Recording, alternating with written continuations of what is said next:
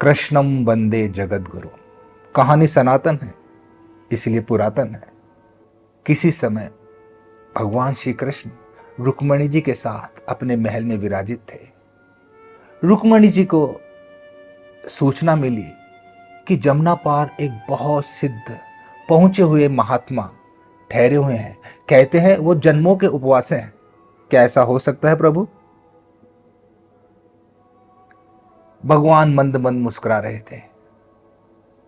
रुक्मिणी जी बोली, हे प्रभु, मैं चाहती हूं कि मैं जाकर उनका ये उपवास तोड़वाऊं। मैं उन्हें भोजन करवाना चाहती हूं। हे प्रभु, मुझे आज्ञा दीजिए। भगवान ने कहा, यह तो बहुत नेक कार्य है, आप इसे अतिशीघ्र कीजिए।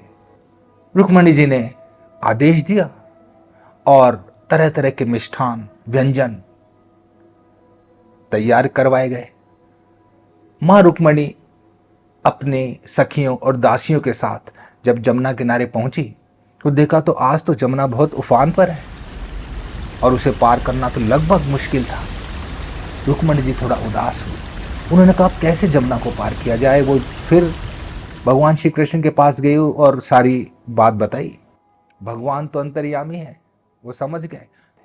उन्होंने रुक्मिणी जी को कहा, जाओ तुम जमुना को बोलो कि अगर वो महात्मा वाकई में जन्मों के उपवास हैं तो मुझे रास्ता दो।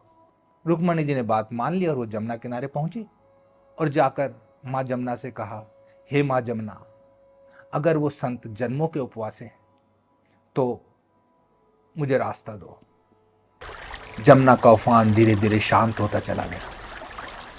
रुक्मिणी जी उन संत की कुटिया में पहुंची और जाकर भोजन का आग्रह दिया।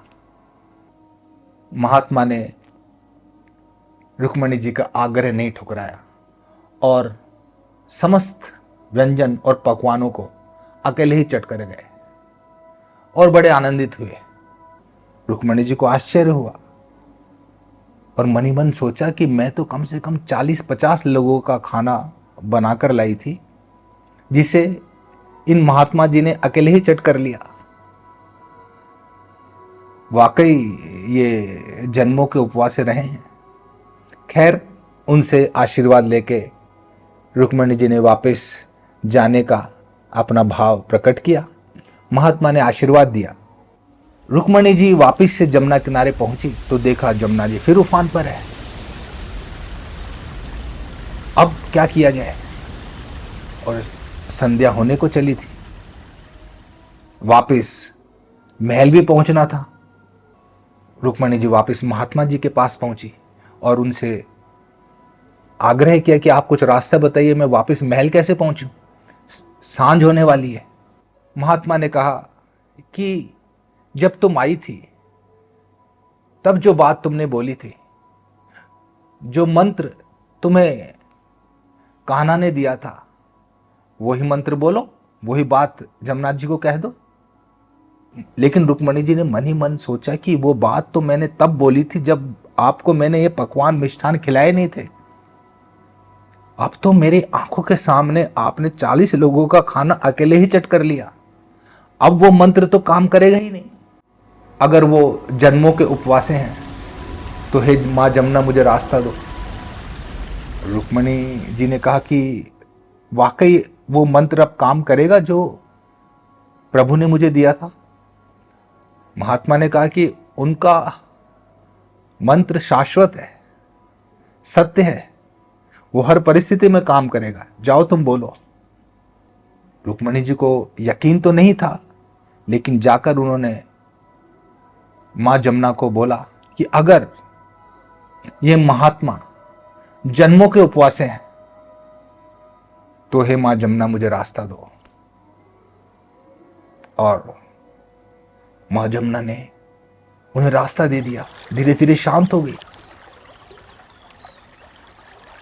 रुक्मिणी जी तो आश्चर्य में रह गई। उन्होंने कहा कि अभी अभी मैंने इन्हें सारे पकवान भोजन करवाया है, तो अब ये कैसे जन्मों के उपवास हैं?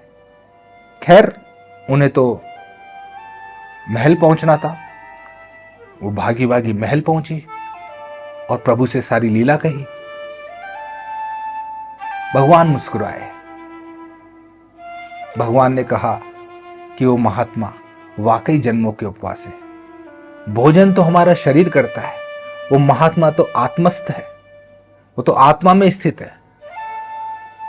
आत्मा तो सदैव तृप्त है। भोजन तो उनके शरीर ने किया, वो उपवासे हैं क्योंकि वो आत्मस्थ है।